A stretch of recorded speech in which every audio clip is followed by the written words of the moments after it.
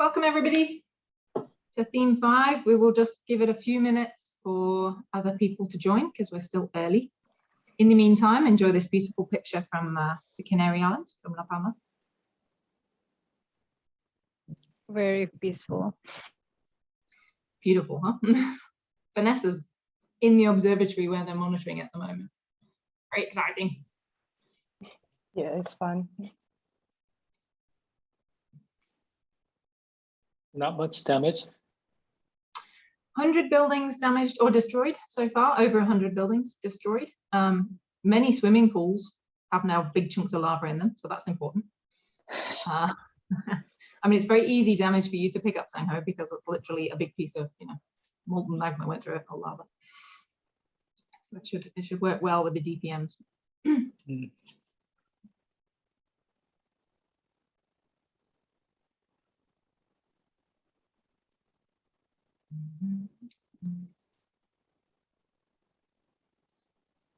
Okay, one more minute.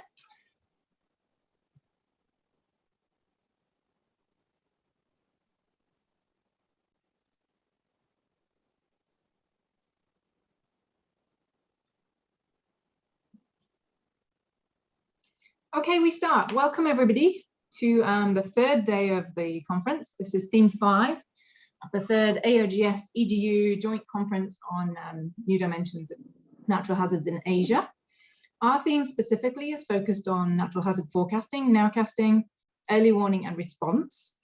And one of the things that I think exemplifies all of this is this beautiful image we have on our welcome page here on the right. This is a really nice current example of how forecasting, nowcasting and early warnings can reduce impacts and support emergency response. So this is a picture of the ongoing eruption of La Palma in the Canary Islands in Spain, which I'm sure many of you have seen on the news. And while there's been a lot of infrastructure and a number of buildings, more than 100 buildings destroyed so far, there have been no lost lives. And in part that's thanks to the efforts of IGN and InVolcan, who monitor the volcano, and also PVolca, who coordinate the response to the volcanic crisis. So over the next few slides, what we're going to do is introduce a bit more of the plan for today. We're going to introduce ourselves as the conveners, facilitators, speakers, and we're also going to find out a little bit more about you as the audience. So moving on. Let me just move a couple of things. Here we go. Right. Those of you who've not been involved in the conference over the last few days, this conference is deliberately different from your standard conference. For a start, you're not in person, but also it's designed to encourage interaction, discussions, and we won't be listening to talk after talk. That's not the kind of conference we have. Instead, we'll be spending time discussing the theme subject and thinking about some of our key scientific questions. So while we might expect some of the problems in the memes on the right, we hope not. We're going to avoid them as much as we can. The virtual meeting world is a little bit new for many of us, but we'll try our hardest to make it run as smoothly as possible. Okay, so this is our theme for the, this is our schedule rather for the next few hours. So we have this 30 minutes now until 3:30 our time, whatever time it is for everyone else, where we'll give a bit of an overview, as I said, and we'll talk about the breakout groups. Then you'll have an hour from 3:30 to 4:30 my time, where you will go and you can look at the other themes. They'll have their 30-minute intro as well. And then hopefully you'll come back to our session from 4:30 to 6. We will have invited talks, and I'll introduce those speakers in a minute. So Dr. Bill Fry and Associate Prof. Sangho Yun. And then we will have breakout groups associated with those two talks or the themes represented in those talks. And we'll reconvene, we'll have a bit more of a chat as a group. Then there'll be half an hour, 6 till 6:30 my time, where you can go off and look at all the posters from the whole conference. So it's in a big Padlet, and you can speak to some of the presenters. And then we'll come back again finally for the last hour, where we'll meet as across the 3 themes that are present today. So we're theme 5, there's also themes 6 and 7. So we'll have a big panel discussion at the end. So hopefully you can stay with us for all of that. Now to just introduce a little bit about your conveners, your facilitators and your speakers. What I'm going to do is I'm going to ask the people here, if all of us are here, to just give a sort of minute intro to yourself. I'll start. My name's Susanna. I'm I'm an assistant prof at ASE and the Earth Observatory of Singapore at NTU in Singapore. And my background is volcanology, and I'm especially interested in when a volcano erupts, where do the volcanic products go, and who do they impact and how? And I'll pass over tonight to Gayatri. Hi, everyone. I'm Gayatri. I'm an assistant professor at Geological Engineering Department, Universitas Gadjah Mada in Indonesia. So my background is also a geologist. My research interest is in earthquake geology, active tectonics, including paleoseismology and earthquake response. Thanks. And next we have, we have two speakers, two conveners who are based on the East Coast of the US. So Dr. Robert Emberson and Dr. Dalia Kirschbaum, they're at NASA. So they probably won't be able to join at this time because it's 3 a.m. in the morning. But their interests are in better understanding and modeling exposure and hazards and risks. So hopefully they'll be joining later in the session, so we'll be able to interact with them then. But now I think we'll skip to Vanessa and Josh, who are our facilitators for the session. Hello, I'm Vanessa. I'm a PhD student with Susanna in the Earth Observatory of Singapore. My background is on environmental science, but I've been working on volcanoes. My main interest is to fill the gaps in the historical and geological records from volcanoes with those for scarce records using analog volcanoes to forecast and model future hazards. Yes, my name is Josh Hayes. I'm a research fellow here at the Earth Observatory of Singapore. My research focuses, I guess, the spectrum of volcanic risk, but I'm probably more skewed towards the impacts to society and identifying sort of ways we can mitigate the effects and conduct response planning. Great, thank you, everybody. So you'll see that quite a few of us are based in volcanology, but I think a lot of the general things that we apply in volcanology are applicable across all of natural hazards. So while we think volcanoes are awesome, we can also get excited about other natural hazards, and we won't be focusing solely on volcanoes today, unfortunately. Okay, so next up, I wanted to have a couple of minutes where we can introduce our two speakers. So they'll be speaking in the breakout group, so that'll be 4:30 at my time. And so Bill and then Sang-ho, if you could unmute yourself and give us a couple of minutes on your background and where you're from. Good afternoon, everyone. I'm a research seismologist at GNS Science, which is the National Survey of New Zealand. We're in charge of looking after our natural hazards and advising government how to respond whenever we do have a natural hazard event. Most of my work these days is focused on understanding how we can improve rapid response, especially in the field of tsunami early warning. I do a lot of that work domestically in New Zealand, and I have a lot of interaction as well with the Pacific Tsunami Warning and Mitigation System to make sure that what we're doing is aligned with best practice globally, and also that we can take our advances to the Trans-Pacific community. Hello, everyone. My name is Sang-ho Yoon. I am an associate professor at the Asian School of the Environment, as well as electrical and electronic engineering at Nanyang Technological University. I'm also a director of new Earth Observatory of Singapore Remote Sensing Lab. For the past 13 years, I've been with NASA's Jet Propulsion Laboratory in Pasadena.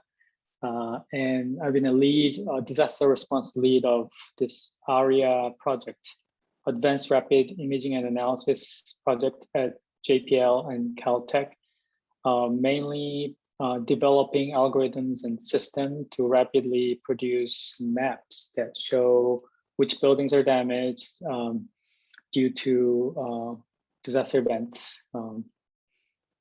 Tropical cyclones, earthquakes, volcanoes, and wildfires. Whatever changes the Earth's surface and flood extent map, we rapidly produce maps and supported over 100 major disaster events globally. So I'm very happy to be here. Thank you. Great, thank you, Sang-ho. Thank you, Bill. Okay, so I missed that Robert was here because I have too many things on too many screens. So I'll just go back one slide, and hopefully Robert Emberson from NASA can introduce himself, and Dahlia, just a little bit more background, if that's okay, Robert. Yeah, for sure. Thank you, Susanna, and hi everyone. I'm sorry for joining a bit later. It's actually 3 in the morning where I am, so I hope everyone's doing well. I'm Robert Emberson, and Dahlia and I both work in the landslides research group at NASA Goddard Space Flight Center. So our expertise is in landslide hazard and exposure analysis, and we're excited to be here. Dahlia sends her apologies, but one of her children is unwell at the moment, so she's having a late night with her kids. So thank you for including us. Thank you for your dedication in being up at 3 a.m. That's very impressive. It's really good to have you here. Okay, so what we're going to do next is we've talked a little bit about ourselves, our speakers. So we're going to find out a bit more about you, the audience. So if you could either put in this web link here, which will be in the chat, or you can use the QR code. And hopefully that will take you to a WooClap, which is basically where we can have real-time question and answer. So we're just going to ask a few questions just to find out more about each other, if that's okay. It's all anonymous. It should work without a login or anything like that. So are we seeing my WooClap screen okay? Yes. Okay, yep. Thank you. Okay, so I'll give everyone a little bit of time, but if you either use that QR code or just go to this www here. The first thing we wanted to ask you is just where you're based. We want to get an idea of the geographic range of our people here. So we've got some people over in the Philippines, people in India, Singapore, wow, the US, East Coast of US, yeah, thanks Robert. People in Russia and Europe, South Africa, New Zealand, Bill, West Coast of the US. This is really impressive given the time that it is, so that we have a wide range of time zones represented here.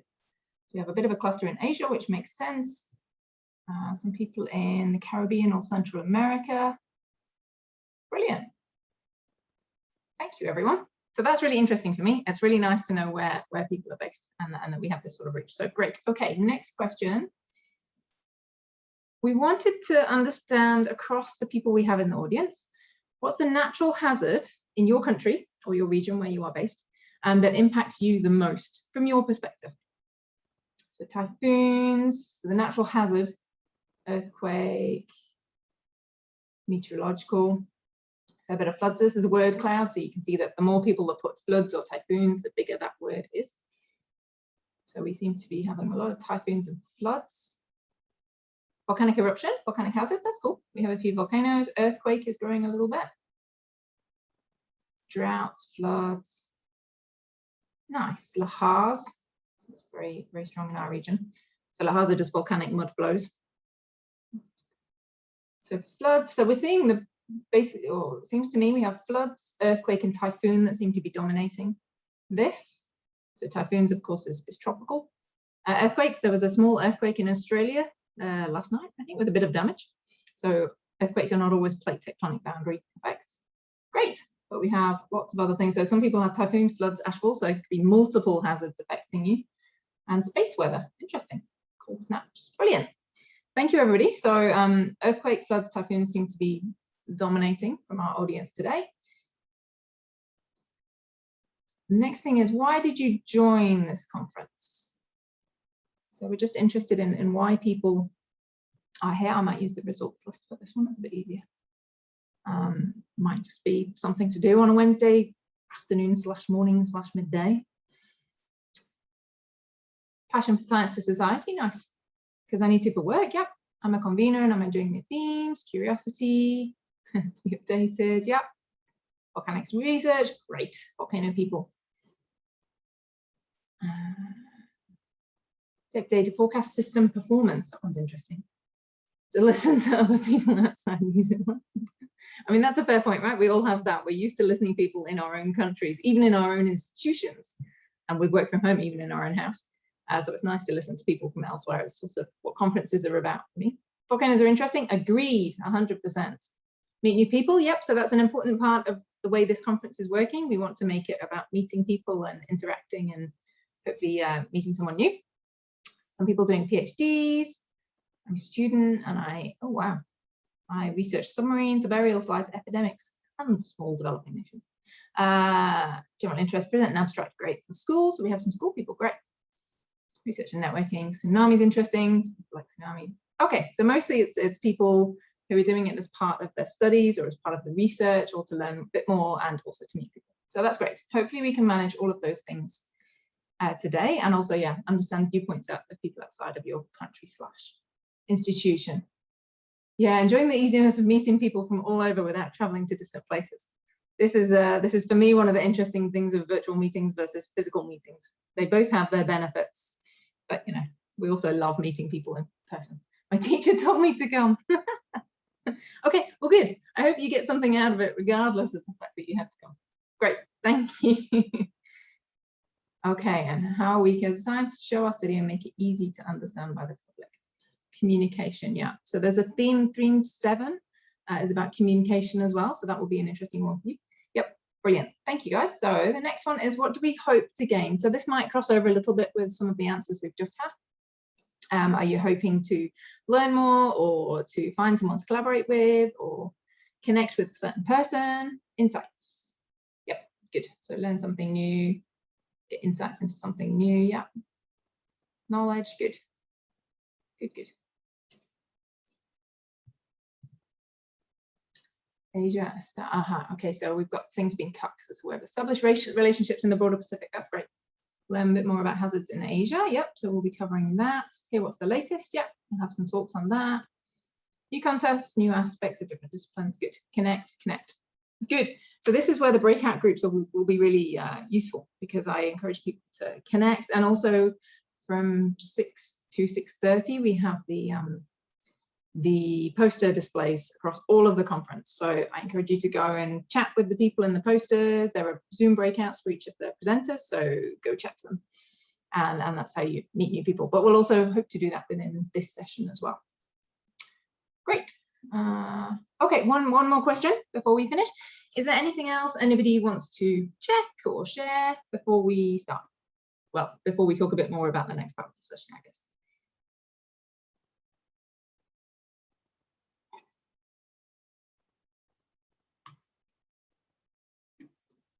Oh, good. All right, very good. All right. Oh, we're looking for a job. Okay, thank you. That's a fair point. So looking for a job is something, yeah, we need to, I think we need to do more on that, because that's another thing that conferences were very useful for. So that's a fair point. If anybody has a job, can you chat with me, and whoever looking for a job, chat with me, and we can try and do a connection. Good point. Ah, there we go. So if someone's looking for a PhD, we will have to somehow connect you. So chat to me or any of the conveners or facilitators. Brilliant.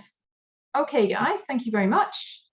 We will now go back to our slides, which hopefully you can see. The next thing we're going to do, so we've introduced the session a bit, the conveners, facilitators, speakers, and yourselves, which was really great. Thank you for engaging on that. The next thing we have for the next 10 minutes actually or so is we're going to look at setting up the breakout groups. So after the hour-long where you go somewhere else, we come back, we have 2 talks with Bill and Sang-Ho, then we break out into 2 rooms that represent those themes that were talked about by Bill and Sang-Ho.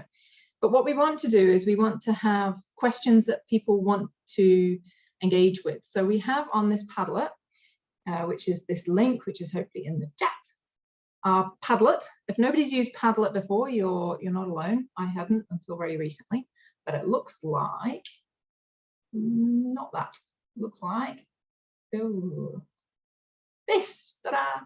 So what we have is just background information. So everybody can go to this page with the link we sent.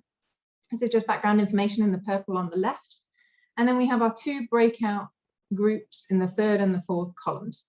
What we've started is to put some questions that we thought might be interesting, but actually you guys should be leading this. So we want to hear questions that you think will be interesting. We also have, with the little thumbs up, thumbs down, the possibility for you to upvote or downvote. So I'm not interested in this question at all. I don't want to see it spoken about. Big thumbs down. I really want to see this question spoken about. Big thumbs up. So I'm going to thumbs up down here, for example. apart from it didn't work. Hopefully that works for everyone else. Let me know if not. There we go, it worked. Good. So you just click on it like that. And if you have another question, just press the button here, the little plus at the bottom for the relevant breakout group, and put your question there, and then people will be able to upvote or downvote on that question. So good, we've got some people voting. What we will then do is when we come back to our breakout groups in an hour or so, we'll have a list of questions. Hopefully there'll be some more that people add as well. You can also add to the questions while the talks are ongoing. So if there's something that really sparks your interest when Bill and Sang-Ho were talking, then we can then you can put the question on the Padlet, and then people can say, yeah, I want to hear the answer to that as well. It can be anything around their talk. It can be anything around the themes. So hazard and nowcasting and forecasting on breakout 1, that's Bill. Impact and response forecasting, breakout 2, that's Sang-Ho. And then we will look at the more interesting ones. So you can see, for example, that in breakout 1, at the moment, as it stands, we're going to talk about, give examples of successful nowcast forecasts, see what they have in common. That will be the first thing we talk about. Then we'll talk about big technological advances that will improve our ability to forecast and nowcast. And then our third question at the moment will be current major challenges. But I really encourage everybody to add some more questions. And you can do that now. You can do that at any point before we break out, which is 4:30. Well, actually 5 o'clock, because 4:30 we have our talks, and then 5 o'clock we break out. Great. So thank you, everybody. So this is looking good. I will order these at some point. We will also, when we have the breakout groups, we will maybe use the Padlet then as well. So we'll put this link back up and we can have some discussions in these other columns over here. So keep working on that. And these are just the instructions. You have all of that. So thumbs up, background. Another thing to maybe say is this thing in the top right, this link here is your friend, because it's very easy in this conference to get lost, I've found, because you're zipping around between different Zoom rooms and different themes. And so if you go to have this open in your web browser, you can always click on the right link for whatever you're going to. So this point up here, Hazard Program 2021, is your friend. So we finished a little bit early. This has been our intro. We're going to now have the break where you can go to the other introduction themes. Some of them have talks, some don't. Our talks will be at 4:30, starting with Bill, followed by Sang-Ho. Then we will break out, as I said. We'll keep an eye on the questions while we're away, and then we'll reconvene as a group, summary and reflections. So coming back together from the 2 breakout rooms. This is where you get to go and chat to the people who have been, who've submitted abstracts and have posters to present, posters and or videos. So go chat to them. And then we come back together for a final 55-minute discussion across all of our themes. And then the conference closes today, so it's the 3rd and final day. So there'll then be a 5-minute summary at the end. Is there anything any of my conveners, facilitators, speakers want to add, or any questions from the floor, from the audience? If you have a question, feel free to put it in the chat, because we have a couple of minutes. Otherwise, we will see you back here at 4:30. Thank you for joining us for this early part.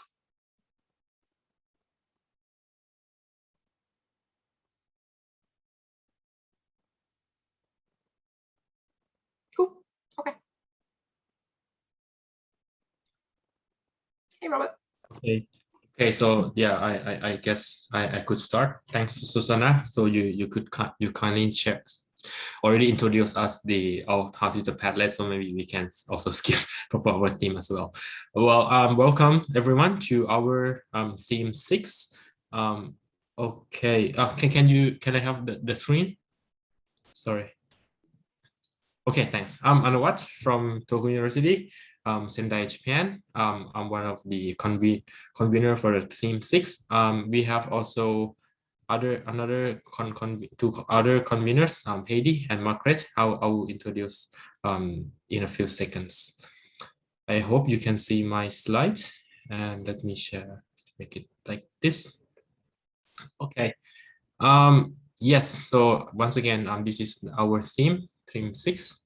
The title is multi-hazard relationship, transient effects, and the dynamic risk. This theme will be convened by myself, Anawat from Tohoku University, Japan, and Heidi Kurbich and Margaret Keller. Unfortunately, today Margaret could not make it. Will be myself and Heidi. Heidi, would you like to say something? Introduce yourself. Well, just very quickly, thanks for the introduction, Anawat. So I hope you can all hear me clearly. So I'm Heidi Kreibich. I'm head of the working group on flood risk and climate adaptation here at the German Research Center for Geosciences in Germany. I'm looking forward to our session and to the discussions later on. Thank you. Thank you.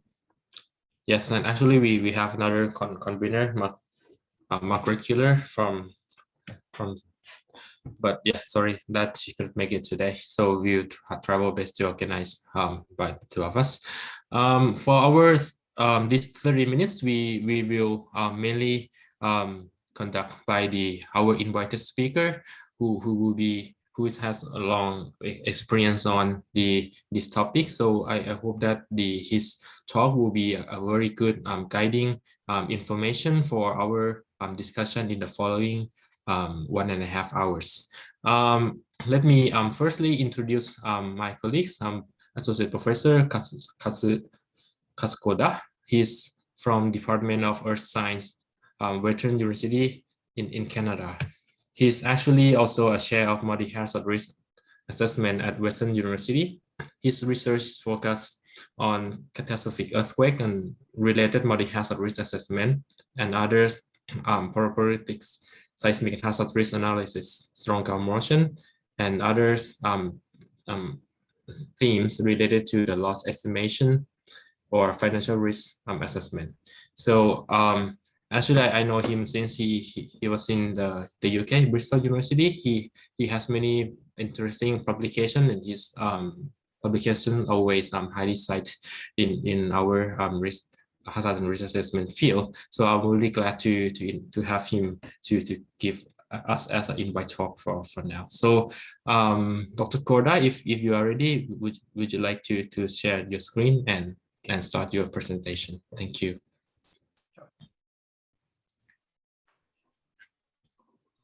So yes, we can see here. You can see your screen. I can hear your voice. Perfect. Okay, so my name is Katsugoda. Thank you very much, Anawat, for very kind, nice introduction. I appreciate it. Today, like I guess that this format is a bit unfamiliar for me, but like I understand that my role is really to attract as many as audience to our sessions in a breakout room. So that's my role. So hopefully I can do that in the next 10 minutes or so presentation. Yeah. So my kind of aim again is to set up some sort of baseline for further discussion in the breakout sessions to come. And then so our kind of focus is the theme 6 is the multi-hazard relationship, and then the transient effects, and then the dynamic risk.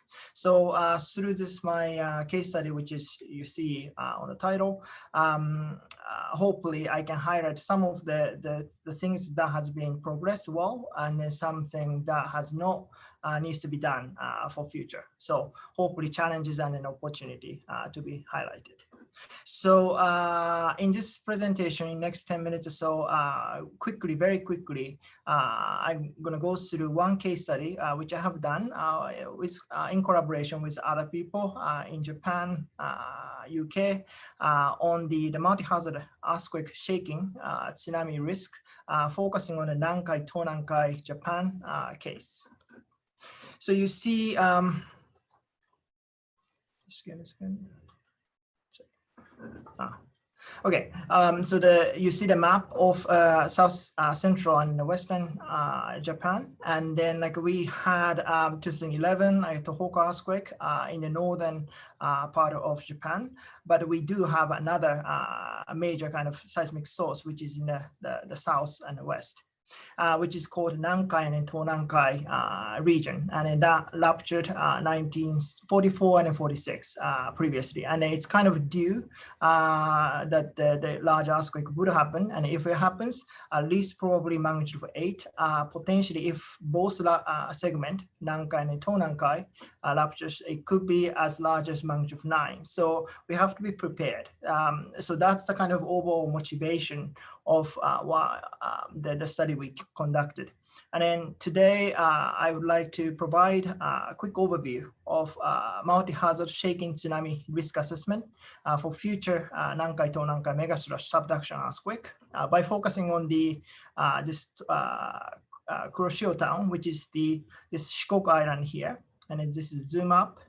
And then this coastal town, which is directly facing to this subduction zone. So in this presentation, I'm going to briefly describe 3 points: multi-hazard shaking tsunami risk model, say catastrophe model, based on the stochastic source modeling approach. And then I'm going to demonstrate some of the output from this model, such as the critical multi-hazard loss scenario and integrated hazard risk maps. And also a further application of this model for tsunami evacuation modeling through agent-based approach. So the model we developed for this Nankai Tonankai area is the typical catastrophe model. So we integrated hazard, we modeled hazard, exposure, and then vulnerability. Yeah. And then the challenge for us was that to consider the sort of common effect caused by the single earthquake causing ground shaking and tsunami, and of course further secondary effects such as liquefaction, ground deformation, etc. And then we gathered the detailed exposure data, and then we developed some sort of stochastic earthquake rupture sources, and then ground motion modeling, and then also tsunami inundation modeling, and then the fragility, seismic and tsunami, and then building damage cost estimation. So graphically, we could combine in a way that we can model earthquake ruptures by considering the different lengths, different sizes of the earthquake, different patterns of the slip, and that causes a variability in tsunami. And then the shaking hazard map can be generated through the ground motion modeling. And also by solving the differential equation, shallow water equation, we can calculate the tsunami hazard map. Subsequently, we can combine that with the shaking fragility curve, which maps the intensity of the shaking to the extent of the damage, and then also the tsunami fragility. And then for each building in a particular community, we can assess the damage ratio due to tsunami and shaking, and we can combine those two. And then in the context of today's session, we would like to have this linkage between shaking and then the tsunami, which is the dynamic vulnerability. In this study, which we haven't been able to do this work yet. So I would highlight that this is one of the research challenges we have to overcome in the next couple of years. Just to illustrate that how the different sources would affect the tsunami inundation in a particular case study area, which is around the number 25 and 30. So by considering magnitude of 8.7 to 9.1 events, the inundation height, tsunami height expected would range from 5 meters to say 25 meters. So a huge range of uncertainty exists. By propagating this uncertainty, we convolve with the exposure data. So we gathered detailed building by building information, and then we also obtained the site amplification factors. And then there is, interestingly, one newly built evacuation tower, vertical evacuation tower from tsunami. And then from the multi-hazard risk model, we can generate, for example, peak run of velocity as a shaking intensity, and also inundation depth. So those kind of multi-hazard information can be used to design those kind of vertical evacuation structures. Further, we went on to assess damage, the losses due to the multi-hazard scenarios. So we generated 1,000 scenarios between magnitude 8.7 to 9.1. And then for each event, we calculate a portfolio loss due to shaking and then the tsunami jointly. And then we can obtain this kind of scattergram and also combined histogram to evaluate the losses. Yeah, and then we can see that the very different features of the tsunami loss and then the shaking loss. So the shaking loss is more like exponentially, nicely exponentially distributed, but the tsunami loss has a very heavy tail, and in the second kind of modal effect. So the nonlinear effect due to the tsunami is significant. And then by using the results from the loss modeling, we can obtain so-called critical loss scenario. So at the 60th percentile, and then further on, 50th percentile of the losses, and then 84th percentile of the losses. So you can see the sources changes and then the pattern of the ground motion, and then the tsunami changes depending on the loss level. So we can capture the range of uncertainty resulting in the different levels of losses. And in the last topic I just want to briefly mention is that we can combine this multi-hazard tool with the tsunami evacuation. So we built agent-based, network-based transportation tsunami evacuation model. And then we can design, set up evacuation points in the community by visiting those sites in person. And then this is just one illustration of the agent-based modeling. Yeah. So this kind of agent-based modeling, so the green and red yellow arrows corresponds to the people with the different speed, which represent essentially the age of the evacuees. And then we can do this kind of simulation thousands of times, and we can obtain some sort of performance metrics in a probabilistic sense. So just the take-home message from my point of view is that the multi-hazard shaking tsunami risk model is, I think, a useful tool to develop. And in a multi-hazard scenario reflects the uncertainty associated with the earthquake ruptures. So I think that aspect is very useful. And also I found that the linking the hazard scenario and the risk estimate is very important, especially for facilitating the risk communication. And in a critical hazard scenario can be used to describe or to communicate the low probability, high consequence events. The last slide, for the discussion to come in the next 1 hour and a half breakout sessions, some of the things I can highlight as a research challenge is that the vulnerability function that capture the compounding transient effects due to shaking and tsunami would be necessary, and I think this is an open research field. And then this kind of advanced modeling requires also the physics-based joint simulation of the ground shaking and its tsunami waves. So that's another challenge. And then also in modeling the community's responses, other components of the community infrastructure, such as roads, bridges, and then the dynamic vulnerability of those key infrastructure system needs to be modeled, incorporated.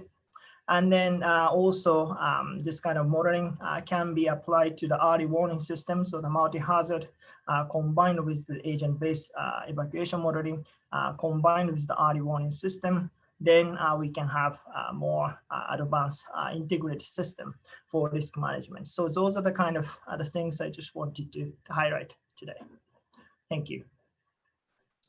Thank you so much, Dr. Koda. Yeah, I forgot to mention that, yeah, you are kindly join us during the middle of the night. So yeah, you might be tired, but I'm very glad to see your presentation as always. For our participants, if you have any question, I'm not sure if you can type in the chat, or for our panelists, if you have any question or suggestion, please feel free to type in the chat. For me, I have two points to reflect to your talks.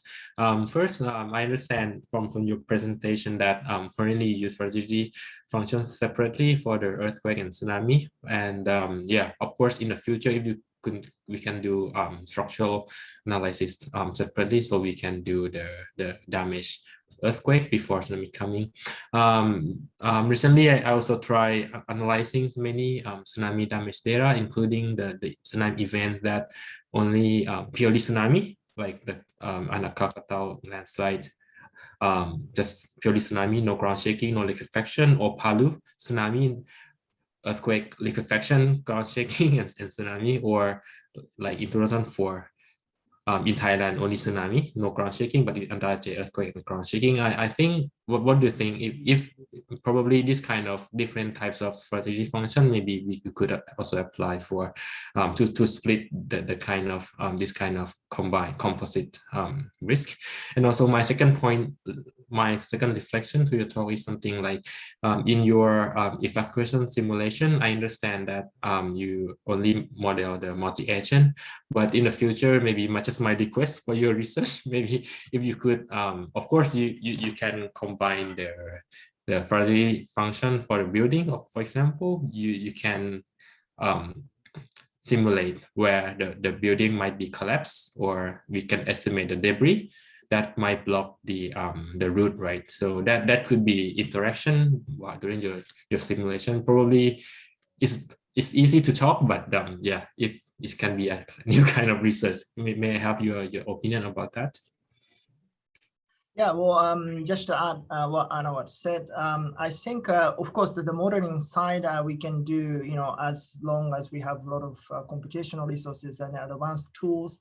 I think we have a lot of opportunity for research. But I want to highlight the, and that's exactly what NatHazards does for the tsunami, and the Tohoku University people does. The gathering the data, like from the Tohoku earthquake, for example. The separating the effects on the building due to tsunami, shaking, and then also potentially the debris effect and so on. So having this kind of data and then make it available is really, really important, because in the end, those kind of computational model needs to be kind of validated, or at least evaluated, whether that is realistic or not. And then when it comes to that, then we really need a good high quality data, and then making those kind of data available. So I think that's another thing that we collectively should aim, and then kind of share the data. So I think that's really important point. Thank you. Yeah, this could be not only for our theme, but for everyone in this community, that the ability of the data or the data sharing. Heidi, do you have any comments or questions? Yeah, I would indeed just follow on, but maybe first I would like to encourage again the audience to put comments and questions into the chat, so that we can enrich this discussion and enlarge it also to the audience. Yeah, my question would be, with this evacuation modeling and the agent-based modeling you include, you sort of also consider the behavior of individuals. So I wonder if you see any possibility to also validate this modeling. And maybe you can elaborate a little bit on that, about validation and also uncertainty estimation in respect to these behavioral modeling. Yeah, well, I think, Heidi, that's a really great point. That's really challenging. And then I come back to the same point, which I mentioned, the data availability is really a key. And in that, at least I'm Japanese, although I'm living in Canada. There's a lot of evacuation kind of drill has been done, and some of the evacuation drill at the community, in the community, has been documented, and some of the the people carry the GPS and then how they move and so on. how they deviate from the designated routes and so on. Those kind of data sometimes available, and that's one of the reasons that we chose this Kuroshio town, because this community was very keen in this kind of activity. And I hope that in future we can get such kind of data from the city or the town. And then once we have this modeling done, how realistic our modeling is, and then what factors do we need to take into account. So I think that's a whole another dimension that we need in the future. And to do that, I think really a challenge and also the opportunity is to work with the social scientists, I think. So they're not just natural scientists and engineer, tech people, but like a more kind of social scientist, talking to people in the community, communicating with them. I think those kind of knowledge needs to be transferred into this kind of modeling. So I think that's another future that we have to achieve. Thank you, Heidi and Dr. Koda. Yeah, in Japan, after 2011, we have many data in some areas. For example, we know where the traffic jam happened, or how many people evacuate to each shelter. So we could use this kind of data to validate the evacuation model. But in his case, he's simulating the future. I guess it would be great to sense the road type, road width, or age of population or traffic regulation, so that what will be the best or kind of the ratio of people using vehicle for evacuation, something like that. That can be very great information for the plannings for the government. For now, we have 2 comments from Professor Mogoran. Composite agents via Gamma platform might work well for the evacuation. And from Bill, have you thought about applying the cascading multi-hazard loss modeling in real time for response and recovery beyond risk assessment? If so, does current earthquake imaging provide enough information to do so? Would you like to answer? Well, I think that's a future direction. I haven't done such kind of advanced work, but I think that's the direction the whole research community should aim for, and then hopefully we can contribute a little by little, and as collectively we can do a much better job in 5 years or 10 years. So I totally agree with you. Yeah, thank you so much. Well, yes, great. I'm glad that at least we have some reflection. This is just the start of the session, so we would like to continue later in the discussion. So before we go, I would like to go back to my screen again. Heidi, would you like to? I can share, and you just you can just speak out. Okay, yes, thank you, Anawat. I think we have still some time, but could you go back 1 slide, please? Okay. Yeah, sure. so in half an hour, so 4:30. Oh, sorry. 1 slide forward, please. Okay. So in 30 minutes, we will reconvene for our theme 6, multi-hazard relationship, transient effects, and dynamic vulnerability. Because right now, then, after I finished the explanation about how we will spend the breakout discussions, there will be half an hour about theme 7, but then we will reconvene for 1.5 hours again with multi-hazard breakout discussions. 1 slide further, please. And we will do it like this. So you have to convene again in the theme 6 Zoom room, and then we will split into 2 discussions. 1 slide further, please.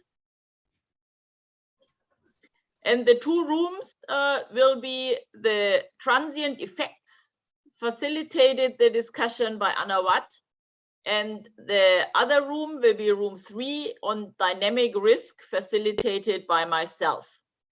So what are transient effects? So these are more the long-term trends. So medium and long-term effects on the environment and human systems after a natural hazard event, or also we can think about global change effects on multi-hazard events and trends. The second aspect about the dynamic risk, this is more focusing on changes of the individual risk components like hazard, exposure, vulnerability, and then the combined risk, how these are changing over time due to multiple stressors in the system. So for instance, for hydrometeorological multi-hazard events, climate change is quite an important driver of changes, but also urbanization, for instance, is quite important in respect to the exposure, and as such has quite an important effect also on the risk. So you yourself as our audience can decide in which breakout room you want to go for this discussion, but changes are possible anytime. You always can change between these two discussion rooms. Then for the final 15 minutes, we will come together for a summary, and so that everybody is able to get a glimpse on what was discussed. So for the general discussion, then we have guiding questions. The first question is more looking at the past and present. So we would like to put together a little bit what we have achieved so far already. So what do you think was the most important advancement in multi-hazard research in the last years? And then we also want to look a little bit more into the future. This should also help us to organize potential follow-up events. So we want to focus on what do you think is a major scientific challenge regarding multi-hazards? What do you think is a major challenge of governments and societies regarding multi-hazards? So the one question is more focusing on scientists, the next one more on practice. So governments, NGOs, administration, and so forth. Then a very topical question is, how does the COVID-19 crisis reduce the coping capacity against multi-hazard events in your region or study area? So this is very topical, very hot topic, and as such, quite important and interesting to discuss. And then finally, the question, which kind of support do we need to meet these challenges? Incentives, for instance, funding, things like that. Could you go one slide forward, please, Anawat? Because I want to make clear again how you can join this discussion, which I just explained. And this is that the theme 6 you see here, and you all received this overview link. So if you want to join our discussion in half an hour, please click on this Zoom link for theme 6. Then we will all meet in the Zoom room for theme 6 and then divide into the 2 discussion rounds. And now I want to underpin a little bit this first question, because what struck me, I found quite interesting, and just recent editorial which was published in Nature Sustainability, which make the quite challenging statement that water science produces too many papers but not enough ideas. So I guess this is not only true for water science, or one could think about this not only in respect to water science, but also other disciplines, that publication pressure is quite high, and it is important to identify and highlight the very good ideas. And I believe that particularly this interdisciplinary field of multi-risk science produces very good ideas. So during our discussion, my aim is to collect some of these good ideas which also were hopefully already implemented in practice for the benefit of society. Do I still have another slide, Anawat? I'm not sure. This is the last one. Yeah, this is also explaining again how we want to organize this discussion. So on the one hand, we have these Zoom breakout rooms where we are able to talk to each other. So you will not only be able to put your comments into the chat, but communication will be possible since we are a much smaller group. And on the other hand, we will also use such Padlets, one Padlet per breakout room, where we can collect ideas, comments, results of our discussion, examples from your work, something like that. So this here is the Padlet which was already prepared by Anawat for the breakout room 2 on transient effects. And Anawat, if you go one further, this is the Padlet which I have prepared for our discussion in room 3 on the dynamic risk, where I already put in some instructions. So it is important, if you want to highlight your own research, then please also mention your name and institution, for instance, if you want. If you do not like to make your name available, then just you are also able to do this anonymously. And here I have collected all these guiding questions so that specifically to each question you can comment, answer, and provide examples. So this was my introduction for what will happen in half an hour for theme 6, multi-hazard. So if you have any comments or questions, then please put them in the chat now so that we can still clarify if there is something unclear. Otherwise, we can hand over to theme 7. Thank you very much. Thank you. I'm looking at the chat, so okay, can someone put the link to the theme 6 Padlet? Okay, so yeah, after when we the theme 7 start, I will send the link of the Padlet of theme 6. Thank you. I think we are good. So maybe we would like to close our session for our theme 6. So theme 7, would you please start your session? Thank you. And see you everyone later after half an hour. Cheers. Hi everyone. I'm going to start off the theme 7 in a minute or so. Theme 7 has 2 Padlets, so we'll be sharing the links for those in the chat in a minute. And we're still waiting on a couple of our presenters to join as panelists as well. So I'm just going to start sharing my screen to go through what we're going to talk about in theme 7. My name is Amy Donovan, as you can see on the screen, and I'm an interdisciplinary geographer at the University of Cambridge, working on the interface between science and policy. And I'll just hand over to my co-conveners now to introduce themselves as well. So, Lauriane.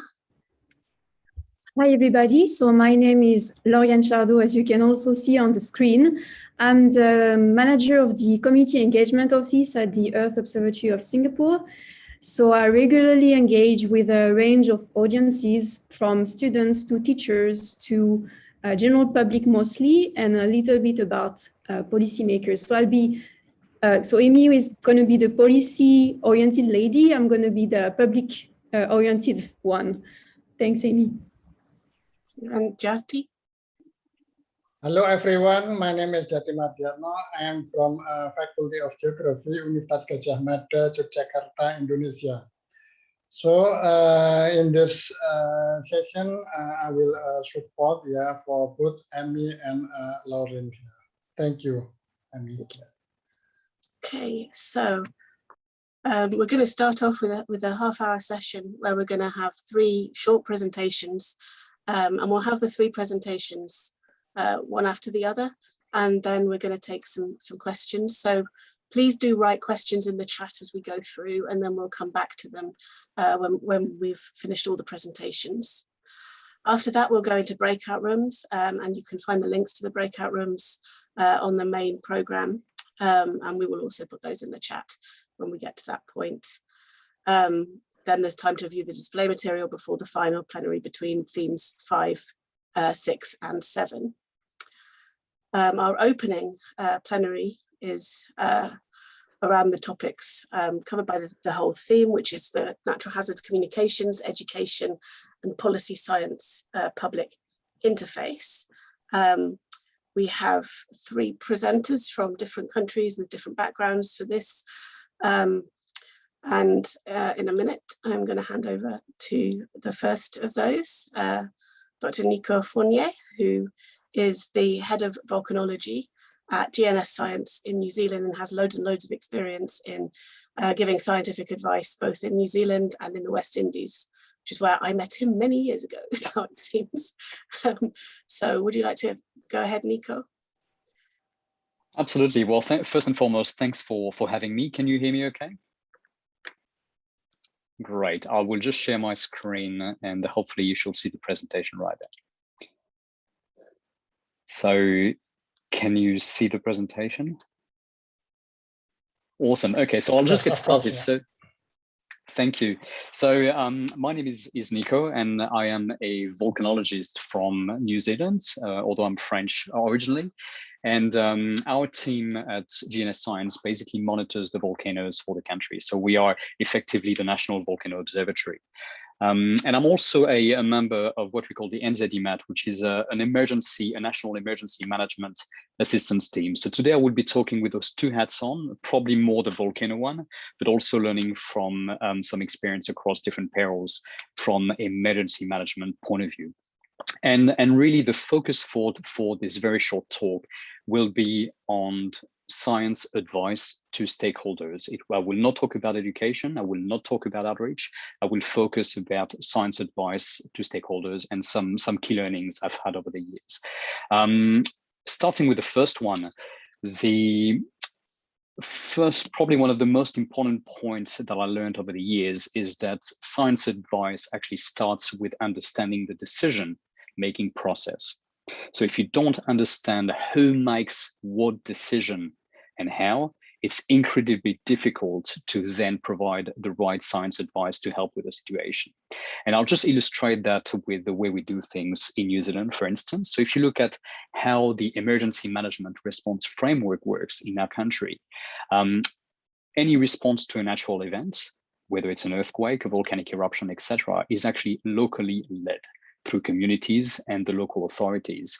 It is then regionally coordinated, and finally, it is nationally supported.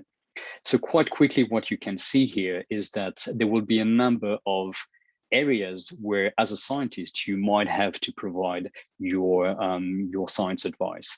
And in the case of New Zealand, because everything is led locally, being able to provide the information, typically assisting for evacuation, will be incredibly important at the local level. For other countries, it's more a top-down approach, where a lot of the hard decisions will be made at the national level, in which case you may want to think about having the science advice provided at the national level. And in New Zealand, to be fair, sometimes we actually hit different levels just to make sure we actually provide the right level and the right information at different level. So long story short, to actually close that example, knowing who makes the decision and how is crucially important to look at science advice. Another very important point is to try to understand what questions need to be answered so that fit for purpose decisions can be made and actions taken. And the example I will take here is a few years ago, we had an eruption in New Zealand at Whakaari, White Island, where unfortunately 22 people died. And one of the things we assisted with immediately after the eruptions was with trying to recover the bodies of the deceased person who were on island. And one of the key questions that the authorities were asking were, is it safe for people to go in on the ground to try and recover those deceased persons? So kind of questions we were trying to answer initially, to give you an example, is, for instance, what is the probability of an eruption over the next 24 hours? But this kind of answers were not very helpful because not all eruptions are equal. So having an eruption doesn't mean that the teams on the ground will necessarily be affected by that. So a better question to answer in this particular case was, what is the probability of an eruption that may actually kill teams on the ground in such and such areas during the operations? And by reframing the question and trying to answer the most relevant question, then we were able to help the authorities making a decision whether or not they felt it was safe to actually go on island and conduct the operations. Sometimes, as a volcanologist, you may not have any idea about probability of an eruption. So something you might want to think about that could still be helpful is, for instance, what is the likelihood of an eruption not being preceded by recognizable precursors, for instance, in the 24-hour preceding it? And what this will give the authorities is a bit of a sense of how comfortable and how, I guess, confident you are with your monitoring capabilities. And that might actually help the authorities make some level of decisions there. Another type of learning, and that's the second one and the last one that I took off over the years, is that not all information is useful at all times. And when we look at the performance of decision-making by the authorities, or by anyone for that matter, it increases with the level of information that is available up to a point where there is information overload, and then the decision-making performance starts to decrease again. So what we are very good at doing as scientists often is over-giving the information, giving too much information that often is not relevant. And I'll take a quick example here that we got involved in 2017 in the island of Mpai in Vanuatu. We've got two maps on the screen. The one on the left-hand side is a map that was initially put out to help the authorities making some level of decisions there, whether or not it was safe, whether it was safe for the people on island, and whether an evacuation was required. And the information that was at hand was basically the background hazard map. So it kind of regroups all kind of hazards that could have happened at Mpai at the time, but it was not really specific enough. So what we see on the right-hand side instead is a really bespoke hazard map, which was really the only relevant information that mattered at the time, is that that eruption could occur and near the summit and could affect areas near the summit, but not necessarily all the other areas. So the point I'm trying to bring across here is that sometimes too much information can actually be a problem. So some key learnings, again, as a summary and maybe a prompt for further discussion later on, is around, first one is to understand the decision-making process and what questions that need to be answered for decisions to be made. The second one is that not all information is useful at all times. And maybe one way to think about it when you as a scientist get into a position to provide some science advice is to think of yourself as an enabler, not as a teacher. You want to enable the authorities to make decisions. And finally, which goes across basically those two main points, it's all about listening, listening, and listening, and then listening some more. Thank you. Thanks so much, Nico. That was fantastic. I think that's a really great point about listening and knowing the situation and what decision makers need. And we will come back to all of this in the discussion at the end of the talks. So next up, we have a volcano-related presentation, I think, from Devi, who is from I always get this wrong, CVGHM in Indonesia, who's going to talk about some of his experience in engaging with public and policymakers. So can I hand over to you now, Devi? Yes, Amy, thank you. So should I start the presentation now? Yeah, you want to share screen or? Yeah. Yes, I will.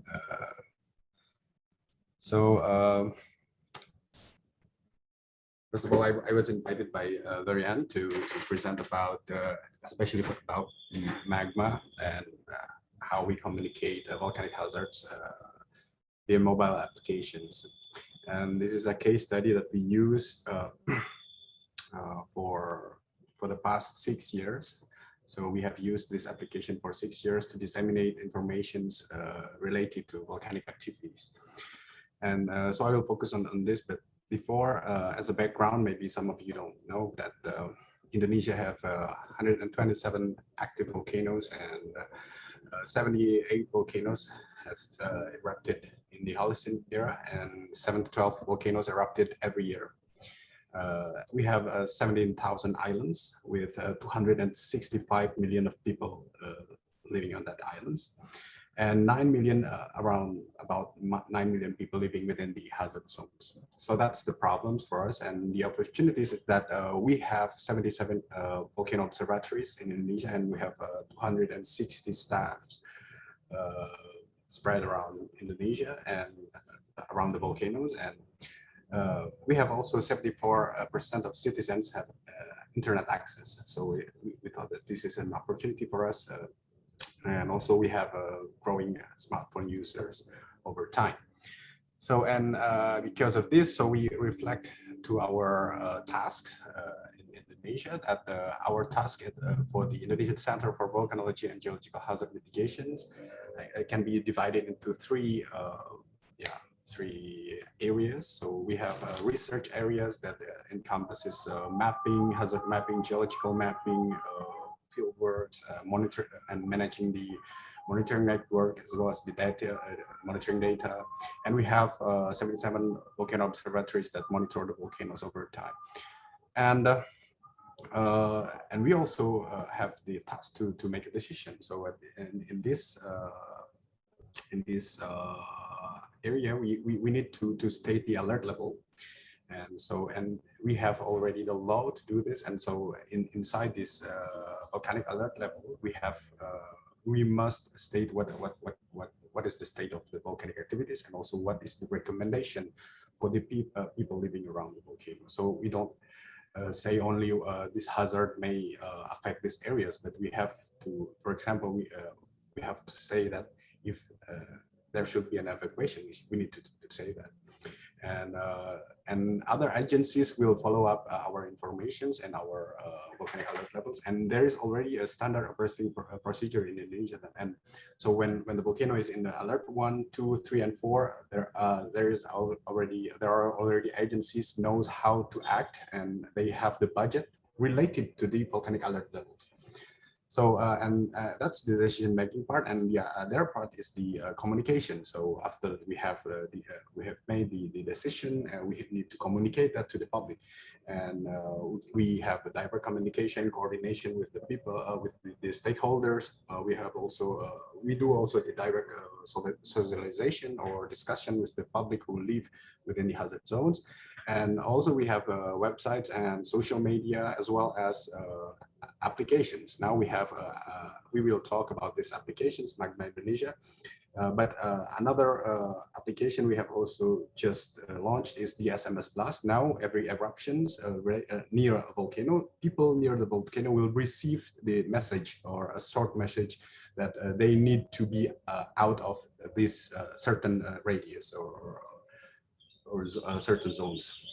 So what is included in Magma Indonesia? The key informations are for in fact, there are informations about volcanoes, also about earthquakes, tsunami, and landslides. But I will focus on the volcano itself. So we have continuous information. So you can access this. You can find in Google Magma Indonesia, and people can have information over time. So every day, all the observers updated this data, and this data is managed into the database, and you can filter even from which date to which date, and you can find it freely. So you can have that information for free. And what other information we included in this? If you click the details, you will have access to hazard maps. And if your geolocation is activated, you will know that where you are. Are you inside the hazard zones or not? So you don't need to be panicked if you are outside, and you need to go out if you're inside. And we also put the monitoring data of the volcano. And one of the important part is the recommendation, what people should do with this situation. So we have the alert level, we have the recommendation. So the alert level is shown by the color of the icon.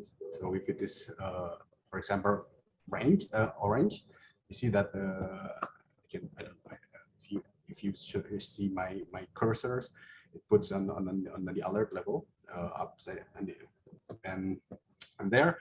People have the access to that. And the other part is VONA. VONA is a volcano observatory notice for aviations. So we beside the danger that or the hazard that can affect people in the ground, we also give informations on the for the aviation sectors. So anytime a significant eruption happens, we will send the alert, the VONA. And it is also accessible for the public through our Magma web application. So some successes that we want to share is that we have a growing audience. So you see that this is the map of who have accessed the. So in the middle, you see the use the spotlight. So here we see that I think even if it is in Indonesian language, some people are from outside are accessing this web. And so we have also for the app tracking because we put it in the Google Play Store, so we can evaluate how people like it, the application or not. So there are many critical input, but this is important for us. So we need a critical input because by that we grow. And we also know that who access by age. So this is important also for us to know this as you know how we. So in fact, more people are younger than 44 years. They are the majority who use these applications. And of course, the audience is more than 90% are Indonesians. And some other success that this application has been recognized by the media. So this is but some challenges also appeared. For example, hackers, our web were several times hacked, and some data were changed. So and we need to anticipate this. As some people may put wrong information or false information into our system, and some other challenges as a perspective gap. So people think that what we informed them is certainty.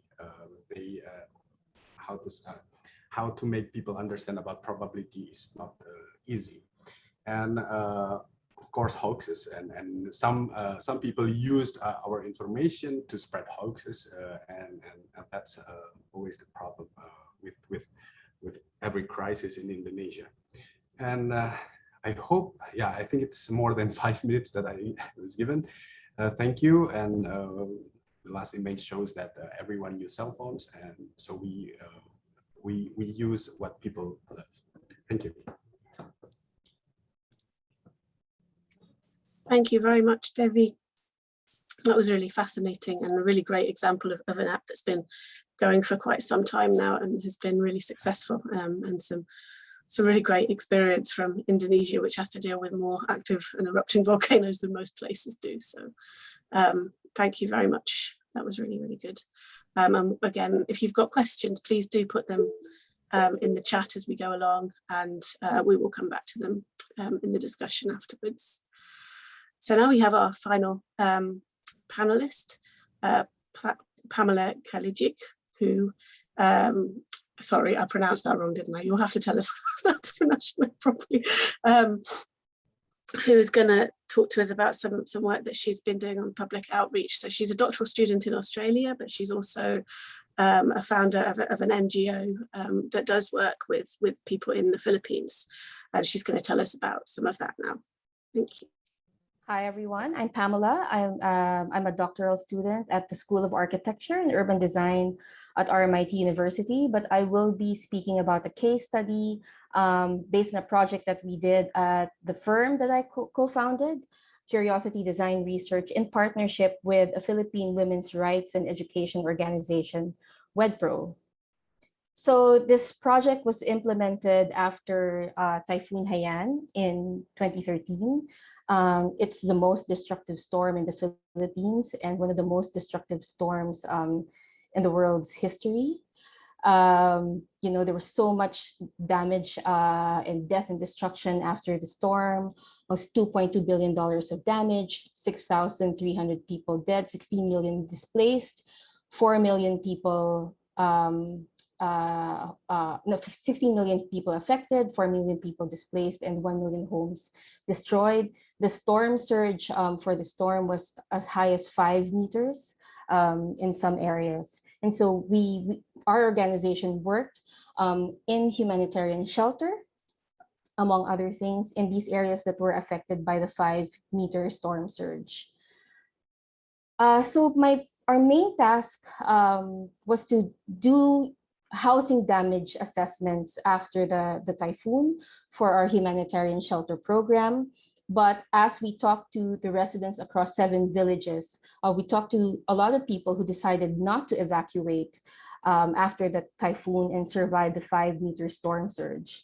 And while this wasn't the main research objective, we did gather a lot of narratives about how people think about disaster, their everyday narratives about disaster, and many of these narratives drove the decision not to evacuate during the typhoon.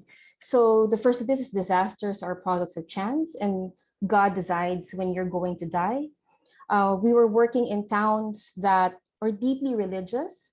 The Philippines has been colonized by Spain for 333 years. And the first Catholic mass held in the Philippines, before it was the Philippines at the time, was in an island that were very close to these towns. So that is very much part of their identity. So Catholicism was deeply embedded in their everyday lives, and it certainly informed their decisions on whether or not to evacuate. The third is talking about disaster invites disaster. So in Tagalog, we have this phrase, di lang anghel, which is to talk like an angel, which means that when you say something, it will come true. And so that phrase came up a lot when we were talking to those who were affected by disaster. Let's not talk about it. Don't interview me about what I think about disaster or whether I think another Typhoon Haiyan is going to happen, because it will just invite disaster. As an anthropologist, we just analyze this as the power people accord to language as a force within their lives. The fourth is a stable house will survive the strongest typhoon.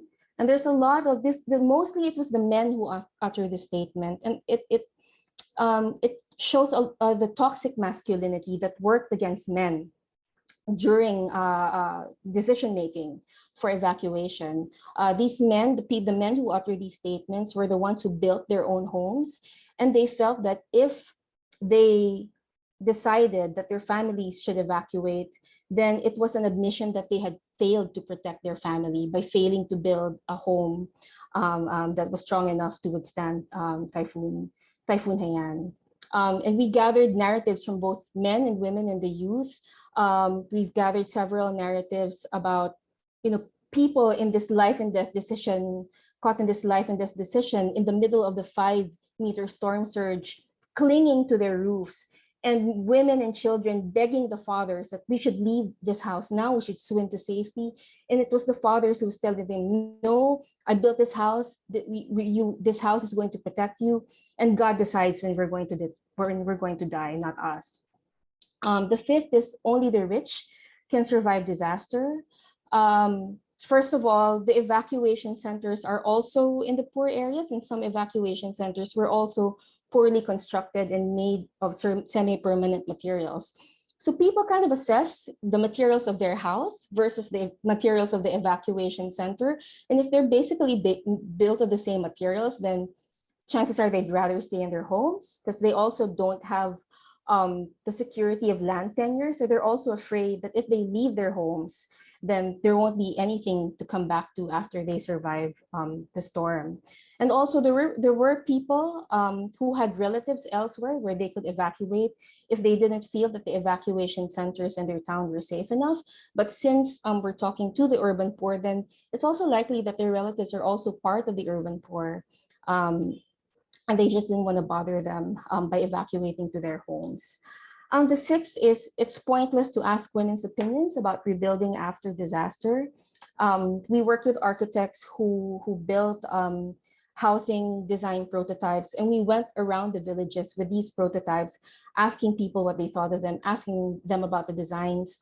Sometimes we would walk up and ask for the mother or an aunt or a sister who lives in the house, and it was the men who would tell us, don't bother talking to them. They don't know anything about rebuilding, just talk to us.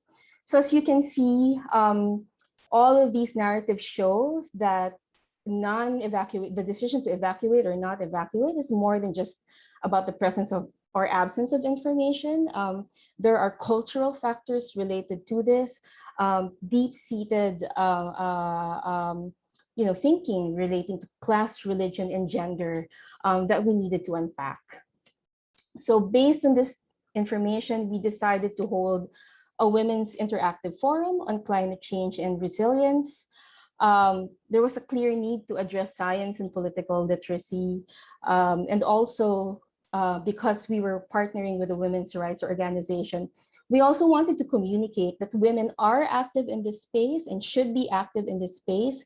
So we consciously developed an interdisciplinary forum with a project team predominantly comprised of women, a marine biologist, a women's rights advocate, an architect and project manager, and myself as the anthropologist. So our forum comprised of 6 parts. We started with a lecture by the marine biologist on what is climate change, how this drives disaster, and the impact of climate change on local ecosystem. We were also working with coastal communities since they were close to the oceans and the rivers, and they were the ones most affected by the storm surges. The second part of the lecture had to do with political literacy. So we introduced to them the phases of disaster risk reduction. We introduced to them the basics of the Philippine Disaster Risk Reduction and Management Act and the structure of local DRRM councils to show that there are people in the government who are accountable for assisting you during disaster, and people need to know who they are. Part 3 was a lecture and interactive demonstration relating to our main role in the project, which was design for humanitarian shelter. So we introduced principles of typhoon resilient housing, and we demonstrated these principles in a series of on-ground experiments where we asked women from the audience to participate in demonstrating these principles. Part 4 was the community validation of ethnographic findings. It was basically a facilitated discussions, not really a debate, but what I did was I exposed all those beliefs, those narratives about disaster within the community. And instead of asking people, do you agree or disagree? I posed it as, why would someone agree with a statement? Or why would someone disagree with a statement? So that kind of made people less defensive and helped to create a safe space for discussion. And we also wanted, the proactive beliefs about disaster to come from the community rather than us experts pushing this to the community. And the last was a discussion of the role of women in rights claiming during disaster by our women's rights advocate. So these are just some pictures of the forum. When you're talking to women from urban poor communities, the attendance is kind of fluid because they have to go home, take care of their children, and then come back, or cook and then come back. But at the most, we had about 200, 300, 200, high 200s to 300 attendees across 7 villages. This was how we explained climate change. The world has a fever and people are suffering. Because if you translate climate change into Tagalog, which is pagbabago ng klima, climate is klima. Klima is not a word that we use in our everyday language. We have the word panahon, which is broad, which can mean time, both time and weather. So just getting into these distinctions between weather and time was not something that we thought should be the focus of the forum. but we needed to show that, you know, something was wrong with the world was heating up, and we needed to show that the anthropogenic causes of climate change. After that, we went through the effects of climate change on farming, fishing, and food security, as well as the types of disasters driven by climate change. We're going to have to finish in a minute, so. Okay, yeah, I'm almost done. And then this is the composition of our Disaster Risk Reduction Management Council. So they know exactly who's responsible for what types of assistance. This is an example of the visuals that we used for our shelter forum. And we made sure to use gender neutral graphics.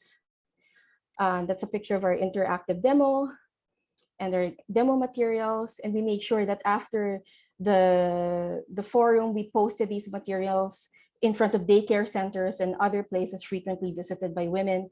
And that forum was just to set the stage for a whole slew of disaster recovery projects like Fisherfolk livelihood rehabilitation, the setup of a women defenders groups, the construction of a gender responsive evacuation center, post-disaster gender-based violence research, and gender sensitivity and participatory budgeting training for local officials for gender and disaster risk reduction. Thank you. Thank you very much, Pamela. We don't have any questions in the chat. Esther has posted the Zoom links for the breakout groups. I'm just going to also post the Padlet links for Theme 7 in the chat. We have 2 breakout rooms. One is on communicating with the public and one on communicating with the policymakers. And we'll have plenty of time to discuss all of the ideas and the examples that we've heard about in this session. So please do come and join us in the breakout rooms. Thank you.